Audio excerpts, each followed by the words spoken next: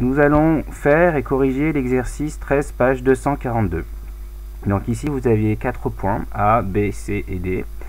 Et donc, dans la première question, il fallait montrer que le quadrilatère ABCD est un parallélogramme. Donc, ici, ABCD est un parallélogramme à quelles conditions? Donc en fait, il faut choisir une paire de côtés opposés. Par exemple, je prends, peu importe, je peux prendre AD et BC, ou je pourrais prendre aussi AB et DC. Donc je vais prendre cette paire de côtés opposés. D'accord? Donc ça, on a un parallélogramme que si finalement cette paire de côtés opposés donc est parallèle et de même longueur. Mais dire ça finalement en termes pour les vecteurs, ça voudrait dire que les vecteurs associés à ces côtés sont égaux. Mais attention, il faut prendre donc le bon sens, c'est-à-dire que soit je prends le sens de B vers A, et du coup je prendrai le vecteur de C vers D, ou alors je prends le vecteur de A vers B, et dans ce cas-là je prends le sens de D vers C. Donc je vais prendre plutôt celui-ci. Donc pour ça les flèches doivent être importantes. Ok. Donc j'ai choisi, je reprends autre chose. Donc là j'ai choisi ces deux côtés-là. Donc maintenant ça c'est un parallélogramme si et seulement si donc le vecteur AB comme ça est égal au vecteur DC. Attention, on a tendance à mettre CD ici pour faire ABCD, mais c'est bien ici D d'abord et après C. Je rappelle que j'aurais pu choisir d'autres côtés, donc j'aurais pu dire ou sinon par exemple que j'aurais pu dire ou par exemple AD est égal par exemple à BC. Je prends le même sens. Ok. Donc ça c'est une autre possibilité. Il y en avait encore d'autres. Je peux inverser aussi le sens des vecteurs. J'aurais pu prendre BA, vecteur BA est égal au vecteur CD. J'ai choisi. C'est vous qui choisissez ce que vous voulez choisir comme paire de vecteurs.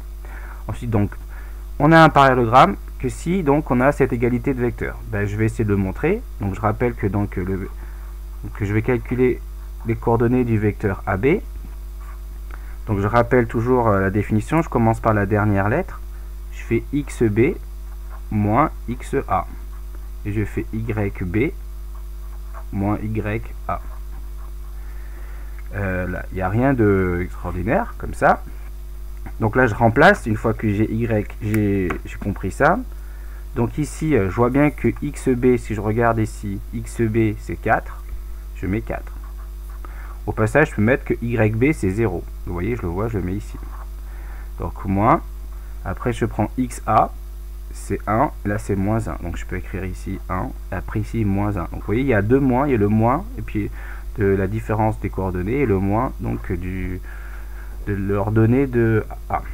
Du coup, ça me donne que le vecteur AB, donc je calcule, 4 moins 1, 3, et 0 moins 1, ça fait 1. Je fais pareil avec DC, d'accord? Donc je mets une frontière.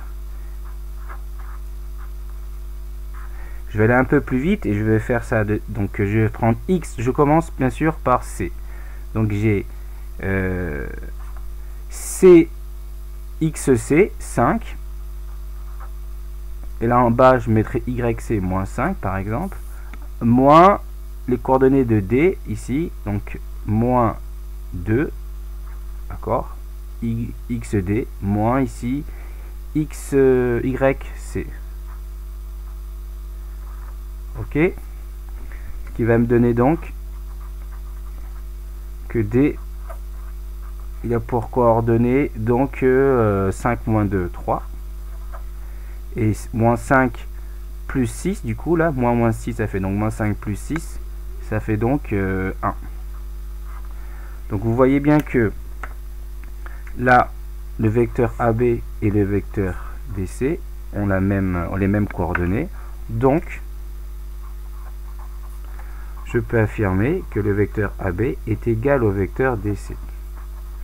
Donc, j'en déduis, puisque les deux vecteurs sont égaux, que ABCD est un parallélogramme. ABCD est un parallélogramme.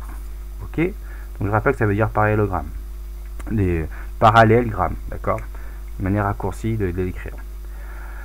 Ensuite, petit 2, donc il faut calculer l'aire du parallélogramme. D'accord? Je rappelle que l'aire d'un parallélogramme, donc l'aire le parallélogramme ABCD. Donc on a vu dans le cours que c'était la valeur absolue donc du déterminant, ok, de quoi. Donc ça c'est le cours, ok. Donc ici attention, vous avez bien des valeurs absolues. Et donc je vais choisir dans ce parallélogramme, d'accord, deux vecteurs qui ont un même sommet, ok. Donc par exemple ici, bon ben naturellement on prend le sommet A. Donc si je prends ce sommet, je prends ici le sommet A. Donc d'accord, là je mets par exemple AC, AB, et là je vais prendre PD. Vous voyez, là ils ont le même sommet. Donc je vais prendre vecteur AB et vecteur AD, pardon. Je crois que j'ai dit AC, AD, pardon. Donc ici, il faut que les deux vecteurs, donc dans le parallélogramme, ont le même sommet. Donc là, j'ai pris vecteur AB et vecteur AD. J'aurais pu prendre vecteur BA et BC, parce que ça part de B. Donc je prends un B, voilà, et je calcule les coordonnées, donc déterminant. Donc les coordonnées du vecteur AB, je les ai, c'est 3, 1. Ok. Et il me manque les coordonnées du vecteur AD. D'accord? Donc je vais le faire là, ici, dans le côté AD. Donc je rappelle, AD, c'est X, je commence par D, XD moins XA. Ça fait 2 moins 1, ça fait 1. Ensuite, je fais YD moins YA. YD, c'est moins 6. Moins 6, moins 1, d'accord, il y a 2 moins, attends, il y a moins 6, moins 1, ça fait moins 6 plus 1, du coup ça fait moins 5. Du coup mes coordonnées de AD, c'est donc 1, moins 5. Ok, ensuite, donc je vais calculer ça, je rappelle donc qu'il y aura toujours les valeurs absolues, donc il y aura un calcul avec des valeurs absolues. Et je rappelle donc qu'on croise, d'accord, on va faire la différence donc des produits en croix. Donc je prends 3 et je fais ça. C'est donc 3 fois moins 5. Ok. Moins, il est là. Et 1 fois 1. Ce qui va me donner donc ici, ça fait, je rappelle, ça fait moins 15. Ça fait 1. Donc au final, c'est égal. Donc je vais mettre valeur absolue ici. C'est égal à la valeur absolue donc du résultat moins 15 moins 1, ça fait moins 16. Du coup, la valeur absolue, je vous rappelle que c'est la distance à 0. Hein. Donc ici, c'est 16, tout simplement. Je peux faire un petit graphique. Hein. Là, j'ai 0. Là, j'ai moins 16. La valeur absolue, c'est la distance entre moins 16 et 0. Une distance est toujours positive. Hein. Donc entre moins 16 et 0, il y a une distance de 16. Si je devais mesurer avec une règle, par exemple, je serais 16.